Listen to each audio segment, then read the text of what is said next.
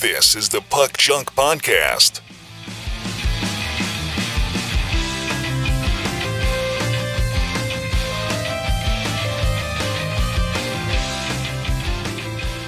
Hello and welcome to the Puck Junk Hockey Podcast. I'm Sal Barry, and today I am glad to be joined by Paul Zickler, who is the Director of Sports Brands at Upper Deck. Paul, thank you for taking the time to speak with me today about some exciting things going on in the world of hockey collecting. It's a pleasure to connect with you again, Sal. Thanks for having me. So before we begin, I know you're into hockey. Do you have any teams that you're hoping will win, or a team that you want to see win the cup? Is your team in the playoffs or no? My team is historically has been the Vancouver Canucks, so definitely not in the playoffs. It was a tough year for them. But honestly, you know, I'm more of a fan of hockey. I know I've had this conversation working in the industry for a decade now. You know, obviously, you cheer for a few teams that, you know, may help your bottom line a little bit. You have some teams that you cheer over from childhood, and then obviously just some good hockey all around. So I'm more of an overall fan, but it would be nice to see Canada, a Canadian team, win a cup. It's been a long drought, and obviously having Connor McDavid as our spokesman would help as well. Yeah, you know, I was saying how much I'd love to see an Edmonton-Toronto finals. And I know that the TV ratings wouldn't love that in the United States, but just from a hockey perspective, to see Austin Matthews go head-to-head with Connor McDavid would be amazing. That was on my vision board that I'm staring at right now. Unfortunately, that didn't come true. But it's been some exciting hockey nonetheless. And you got 4 really good teams left. Yeah, so should be an exciting. It's been an exciting conference finals so far. It'll be an exciting finals. Whomever makes it is obviously going to deserve to be there. But you know what I'm excited about is this announcement that you made about the new Rookie Auto Patch Authentication and how this is going to curtail the practice of patch swapping. Now, I'm not a high-end jersey, rookie card auto, whatever. You know, like, I collect what I collect. If I buy a pack or a box of something and I luck into a great card, awesome. But with like the higher-end stuff like the cup, which a lot of people love, I've never bought a box of it, but I think the cards always historically look great. So I understand that you're going to be starting this process with the 23-24 cup set. So what do you want to say about the Rookie Auto Patch Authentication? Well, just to touch on sort of your first point, Sal, as you know, the Rookie Auto Patch in the Cup is one of the most coveted rookie cards in our hockey calendar. And, you know, there has been a lot of issues with tampering, counterfeiters, patch swatching, over the years, and where, you know, these bad customers will or tough cookies will change the actual swatch out of the card, you know, if it's a 1 or 2 color, and they'll put in a more desirable 3-color patch. And you know, it's been an issue over the years. It's not just isolated to the hockey category. And, you know, we really wanted to find a solution that would allow consumers to confirm that they have the authentic copy of that original card, and make sure that they're getting an authenticated copy. So we are excited to unveil sort of the Rookie Auto Patch Authentication. And I actually have a preview box of the cup that's coming June 4th. So you're getting a sneak peek, Sal. Here's a copy of the inner box. It's going to look very similar from this style. It's a little bit larger of an inner box from previous years. But when you open it, that's when you're going to see sort of something different. You're going to get sort of your standard cards that you've seen in sort of that foam inner tray. But there's going to be sort of a second layer to this. So if you can see that, basically your sort of 5 initial cards will be on the top, but then you'll see this sort of paper that calls out, it says rookie card below. So basically you're going to see, and that's where the Rookie Auto Patch is going to be. It's going to provide a sort of a unique second opening with the cup, which is kind of unique. And what that's going to unveil is sort of this new slabbed Rookie Auto Patch. So there's a first look at it for yourself. And what you'll see there is obviously you'll see the label, the slab, the cards inside, fully secure. And up on the top right-hand corner, that's where you'll see that unique QR code and serial number. When you see that, you can put that serial number or scan it on your phone. It will take you to theauthority.com where you can put in the serial number and check out to make sure that that's the exact same card that we issued from the manufacturer. Wow. So just to clarify for listeners, what people would do, what dishonest people would do, is they would take a card like this, and now this card has a really nice patch piece on it. So this wouldn't be maybe a candidate for this sort of thing.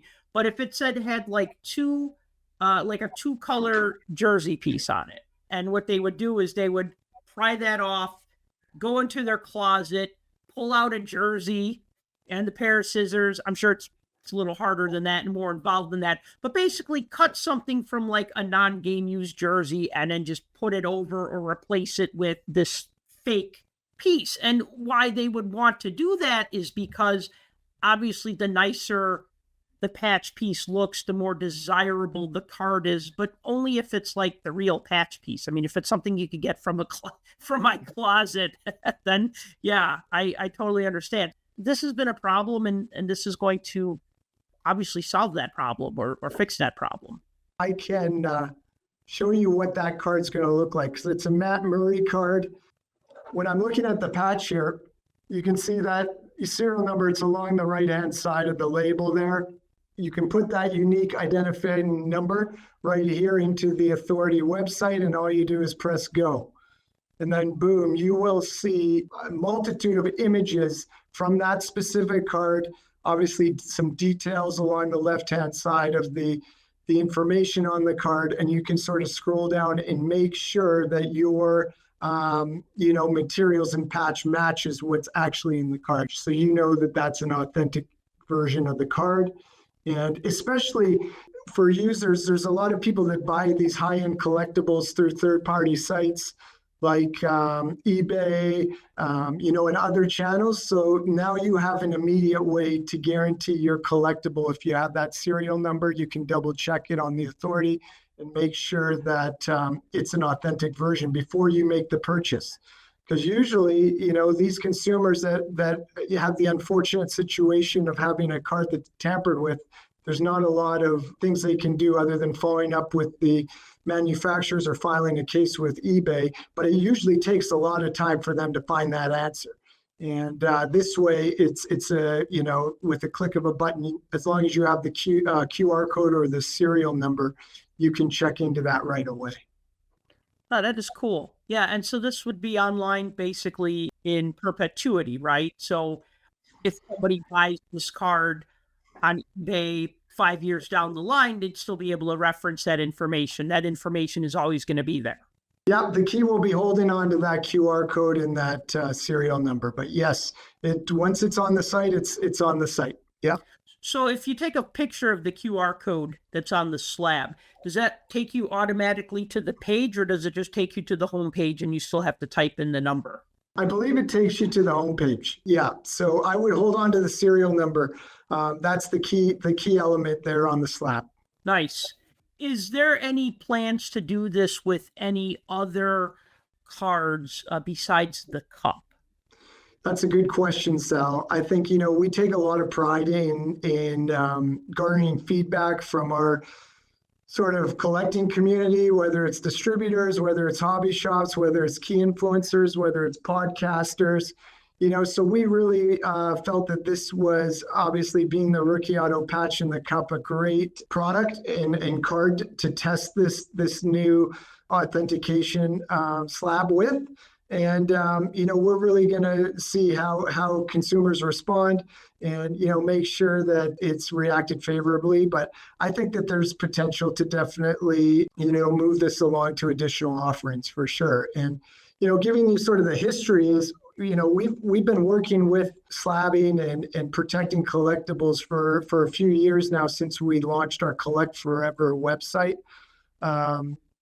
It's, I believe, that website is, we've tested and we sell uncirculated DC comics that are all protected with the slab. We've also done some exclusive Funko figures that are fully slabbed, as well as AEW Jazzwares figures. So we've been testing, this slabbing technology for a few years now. So it's not like we're just coming out of the blue. We're just at a place where we feel that, we can really make an impact with our trading card products. And that's what consumers are going to see come June 4th when the cup releases. What else can it tell us about the cup? Anything about this new cup set coming out? I mean, well, new, old. I mean, it's from 23-24. So it's new, but it's also like, 2 seasons ago, but it's still new. So what can you tell us about it? Well, if you look down memory lane, I think we launched the last cup in December, and then the previous one was, last one was in September. The previous one was in December. So we're making up ground. We're excited that this is going to be launched before the end of the playoffs, which is great. But, the cup is what you expect. You get unbelievable cards, whether it's booklet cards, whether it's multi-signed cards, whether it's the rookie auto patch. We're really proud of this release every year. And, this rookie class is dynamite. And, I think consumers are going to have a lot of fun, obviously seeing the beautiful cards, but also having the second unveil with this rookie auto patch authentication. Yeah, and I think that's really cool, the way that the card is behind the cardboard. So you have the inner box. So the initial cards are still in some sort of a wrapper, right? Like the base cards, the non-rookie patch auto. Yeah, so basically our foam as an inner box has been a staple with the cup. So when you open it, you're going to see sort of the standard foam there, and the cards are going to be on top. Well, the 5 unslabbed cards, and then it will unveil to the rookie auto patch that it will be on. You can see that there's another custom foam insert for the rookie auto patch. And then you'll have sort of to make sure that you'll have the vellum paper, just to make sure that we don't want anyone throwing out that box without unveiling the rookie auto patch. Usually that's the most sought after card in the box. So that's why we put a call out on there, just to make sure it was clear. No, that's great. Yeah, and I like that because it not only does it save the best for last or the most sought after card for last, but then it also gives a little bit of extra protection, especially with, the slab being plastic and always the fear that, that might get cracked or scratched or something. So yeah, obviously that placement makes a lot of sense. Let me ask you this though. Is the outer box still going to be a tin? Yes, it is. Okay, yep. That's awesome. Yeah, it's going to be a tin, and it's going to be oddly familiar size to past years. We just had to enlarge that inner box to fit, obviously, the slab card. So yeah, consistent with years past. I've never been able to afford a box of the cup, but I can afford an empty tin. Usually they're free or in the garbage, but actually over the years, I've accrued quite a few tins from like different sets, some that I've bought myself, like Upper Deck Series 1 or O-Pee-Chee or whatever, and they're kind of hard to throw. I mean, they're called collector's tins, but yeah, they look nice. They take up space, but they always look nice. One thing I just want to add, just before we shift topics on sort of the rookie auto patch authentication, is that we are in active discussions, obviously, with the key graders, and I think consumers, will have questions about grading these cards, and just in that end of it is, I would just, for anyone that purchases them and wants to get it graded, I just, want to reconfirm and confirm again that to hold on to the serial number and, the QR code, and just hold it for your records. And, we are going to engage with PSA and Beckett to see sort of what things we can do, whether it's integrating the serial number into their existing slab or what have you. But just want to make sure, definitely, I'm sure consumers will cross it over to PSA and Beckett, and just to be sure to hold on to that serial number and QR. Definitely, yeah. And you'll notice one other thing is that there is a sort of, on the slab, you'll notice there is a U on there, and that means sort of uncirculated. And the reason sort of we incorporated that is that this card is uncirculated. That means it hasn't traded hands with any collectors, meaning, it's directly from the manufacturer, and it's another seal and sort of seal of authenticity that it's uncirculated. So kind of a unique feature that we've included in the sort of the slab label. Yeah, and I'd almost wonder why you would even get something like that graded, because it's directly from Upper Deck. It's already in a slab, and it's going to be unique in that there might be 249 copies of that Matt Murray card, but each one is going to have a different and unique piece of jersey, piece of patch. People are going to do what they want to do. We've had this argument on the podcast before. Do you get a 1 of 1 graded? If it's one of a kind, someone's going to want to buy it, whether it's a PSA 9 or a BGS 9.5 or a KSA 10. It's a 1 of 1. You know what I mean? There's no other card like it. Sal, there's so many different personalities and preferences in the hobby.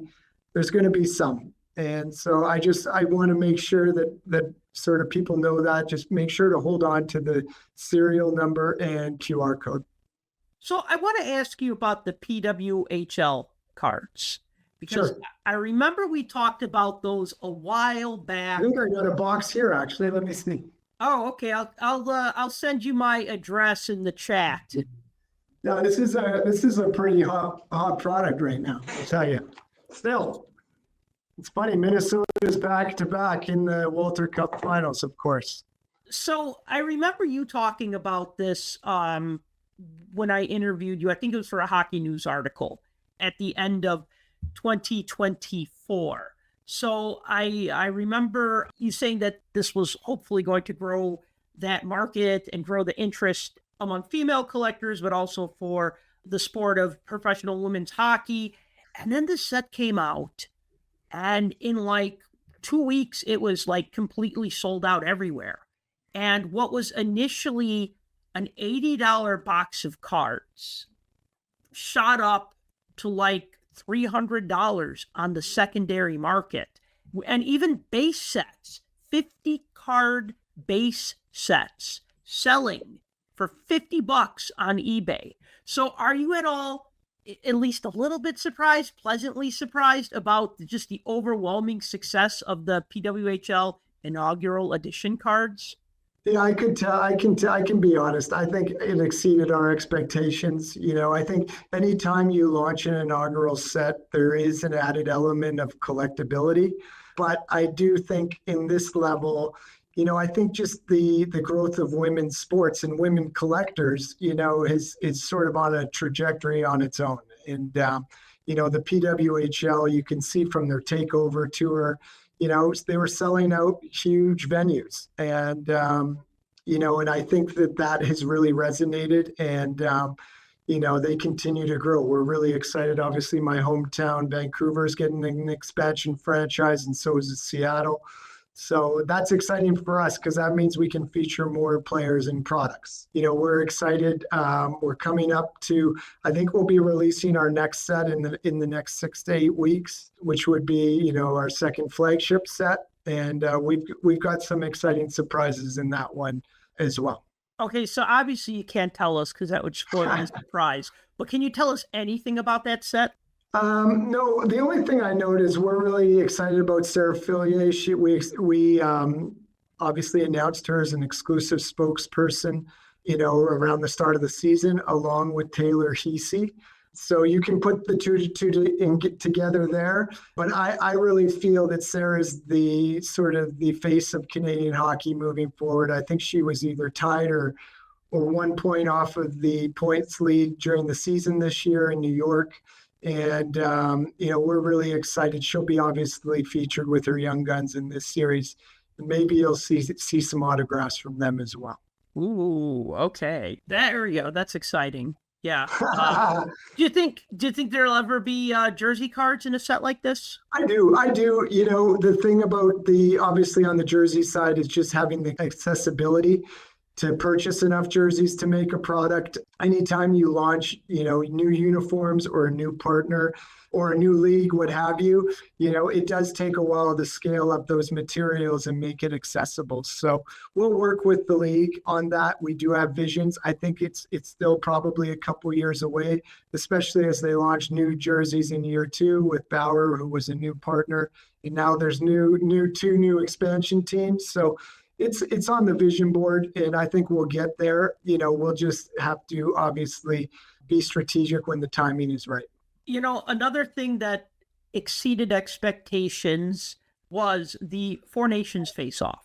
That went over really well, especially in the United States. People were talking about hockey. I think that game between USA and Canada happened the same weekend as the NBA All-Star weekend. Nobody was talking about the NBA All-Star game. Everybody was talking about the 3 fights in 9 seconds between USA and Canada. So obviously, yeah, fighting is going to get attention, but also the game was so gripping. And then that final game again between USA and Canada. So obviously this tournament is in the past, and you maybe are going to make cards from that tournament. It is an NHL tournament though. And just to give our listeners some historical context, I do remember during the 91-92 season, Upper Deck put Canada Cup cards in Upper Deck Series 1 and in Upper Deck Series 2. Now, that was 30 years ago, and the market has changed so many times in so many different ways since then. But I'm just wondering, is there any room for this sort of thing, like international cards, like the Olympics, or maybe the next time the NHL has a World Cup of Hockey or something like that? Yeah, for sure. And we did launch some products actually to coincide with the tournament start. It was an EPAC exclusive. I think it was a 16 card set, and, featured some players from each of the 4 nations. I think it sold out within 72 hours. So it was popular. And then we obviously followed it up with our game dated moments. But we will be featuring some of the imagery and making some pretty unique cards in the products next season. We are working on that. We've got some assets from the tournament, which is great. So, there will be some Four Nations love for our hobby customers as well. That's great to hear, because, it essentially replaced the All-Star game. And I like the All-Star cards. I like that in Fleer, I got to stop saying Fleer Metal Universe. Skybox Metal. I'm still stuck in the 90s when it was Fleer Metal Universe. Okay, so Skybox Metal Universe. We had a whole joke about a Fleer. That's a good one. I'm going to reuse that one. Every time I say Fleer, I have to put $1 in the Fleer jar. That's so funny. Yeah, so Skybox Metal Universe had cards of the players from the All-Star games in past sets, which I was a big fan of. They were the short prints. I was a big fan of that. And then I also believe that Extended Series had All-Star cards. We've done that, I believe, in the past, for sure. And I'm a huge fan of that. And a lot of the naysayers say, oh, well, why would you make 50 cards just from one game? And I go, well, 1, because it's the All-Star game, and that's one special game. And 2, because you have 40, 50 special players. You know what I mean?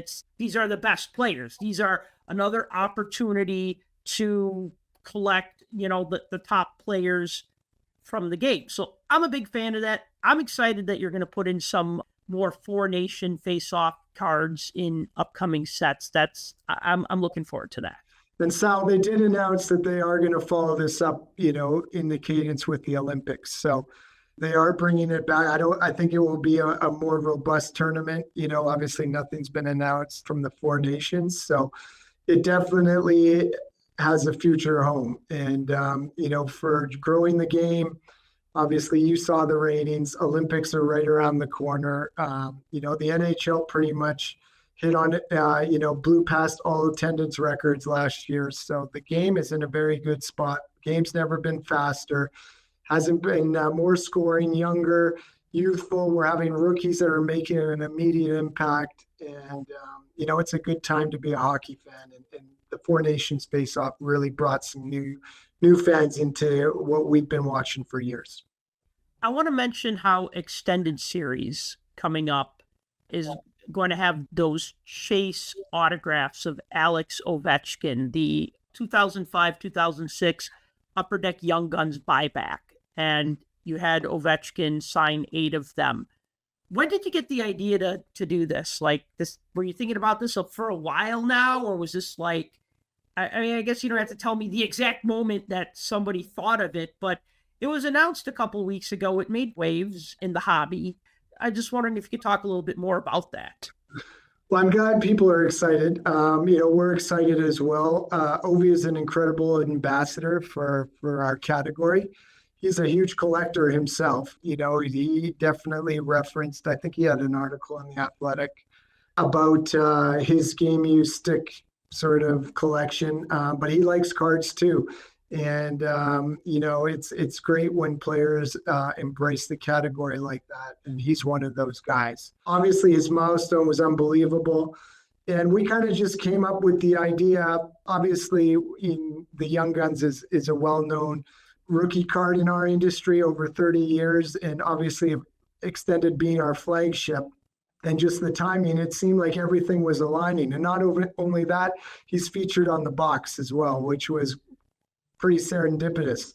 But to get back to those 8 cards, is not only did he sign them, but he actually inscribed the numbering himself. So he also inscribed those cards.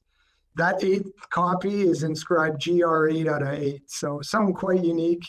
I don't know if he would have signed it if he hadn't broken the record yet, but he had, and really the stars just aligned, Sal, and we were able to make that happen. So I think it's an awesome chase element, and deservingly so. He had an unbelievable season, and to see a record like that get broken probably is going to be a once in a lifetime for us as fans. It depends how long you're going to live. I've seen this happen.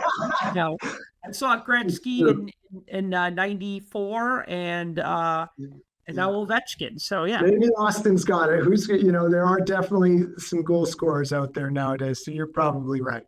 Ovechkin signed the cards after he broke the record? Yep. Wow. I think he did. Maybe he didn't. Well, it doesn't matter. I mean, you could have him sign it at the beginning of the season. Yeah. It was an eventuality. We just put grade 8. That was his sort of, obviously that was, the great chase. That was part of his. I doubt he would have put 895 or anything on the record, because as I think of it, he did sign them before breaking the record. Yeah. So anyways, but that grade 8 out of 8 copy is going to be something really unique. And some of those copies, obviously, it will be hobby and e-pack. And, whoever pulls that card, one of those cards is going to be really excited. Absolutely. Now, I got to ask, because I know Upper Deck announced this on their Instagram page, that the red carpet that they've rolled out for the on-ice ceremony, pieces of that are going to end up in a set? Yeah, we did get that. We also got one of the game used nets from that game.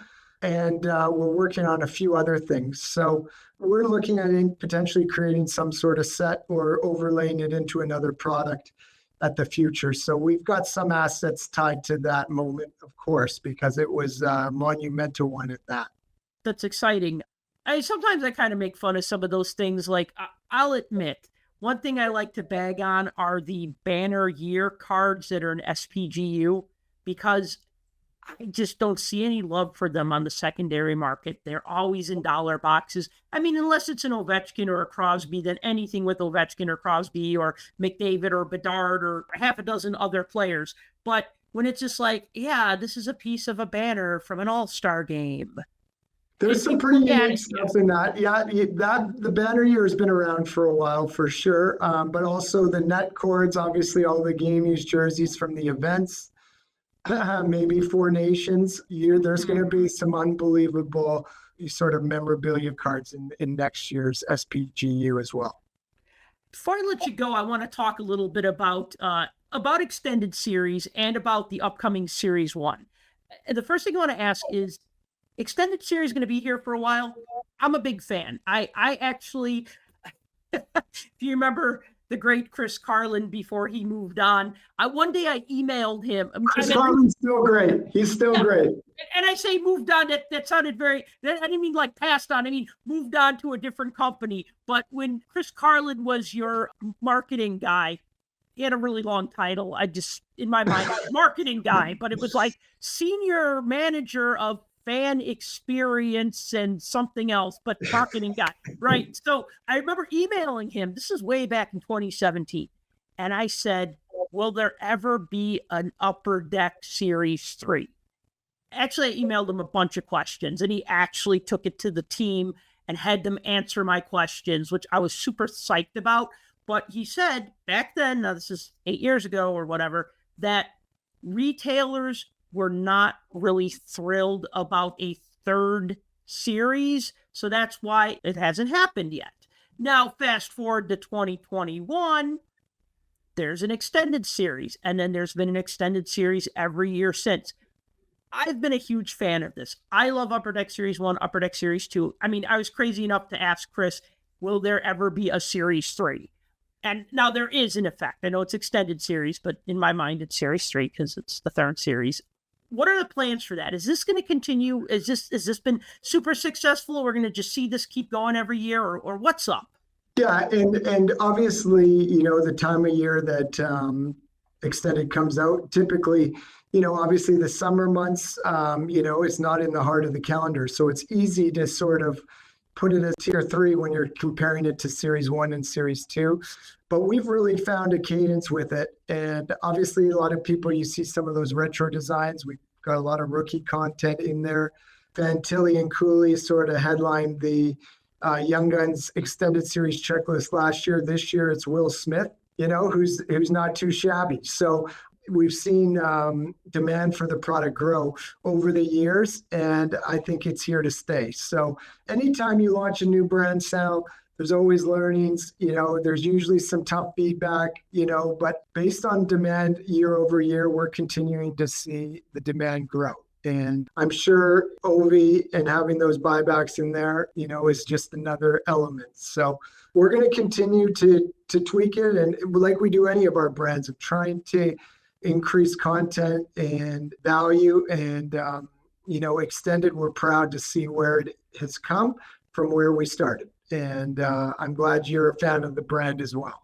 Yeah, absolutely. I mean, I like those cards, and I really liked back in the day when we had these like 700 card sets. It was just, there's enough players in the league to support that. You know what I mean? It's not like there's only 6 teams and there's only 180 players or whatever, right? There's over 700 players.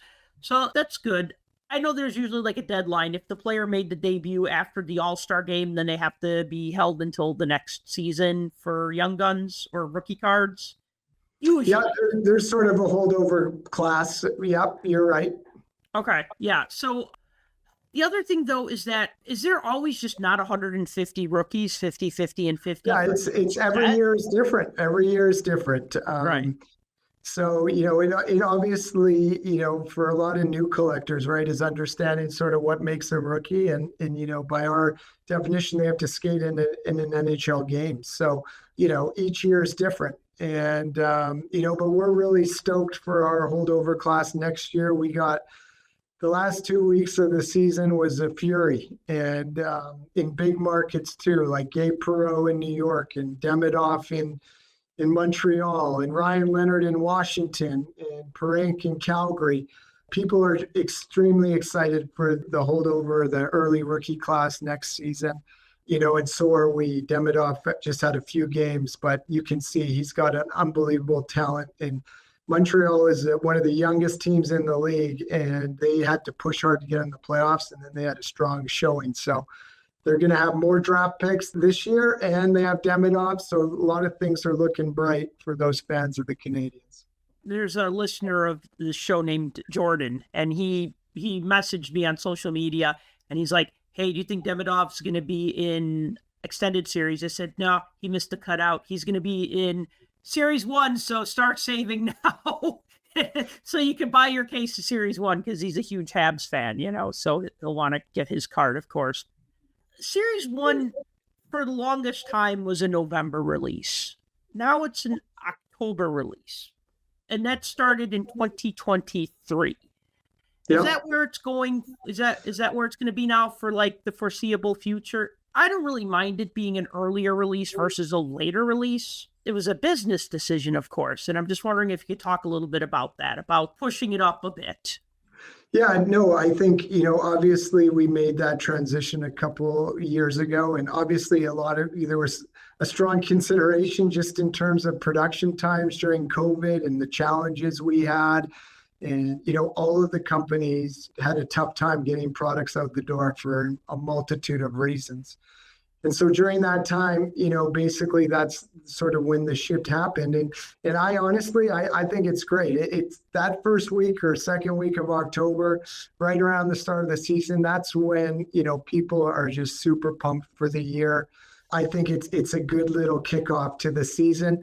I know all of those vendors at the expo, at least some of them, they always had a challenge bringing out all the product to Toronto, to Mississauga, to activated expo around that launch timing in November. So I think there's a lot of benefits in that October spot.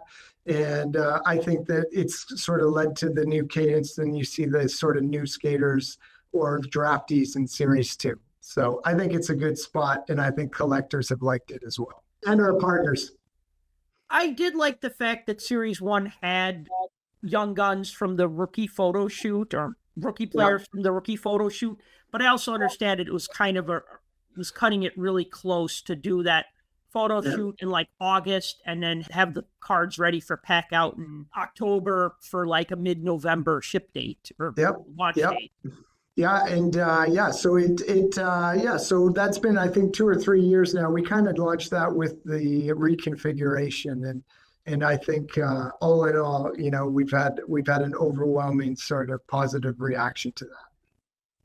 Well, Paul, is there any last thoughts before I let you go? Thank you, by the way, for taking the time to speak with us today. No, all good. I just look forward to extended and then the Cup. It's a good time to be a hockey fan. We appreciate everybody's support in the category. We're going to continue to innovate and bring out some cool products. All right. Well, thank you for joining us. And thank you all for listening to the Puck Junk Hockey Podcast.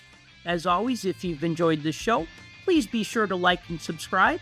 You can also subscribe to our newsletter at puckjunk.com/newsletter. And if you'd like to support this podcast, you could do so by purchasing a t-shirt at shop.puckjunk.com.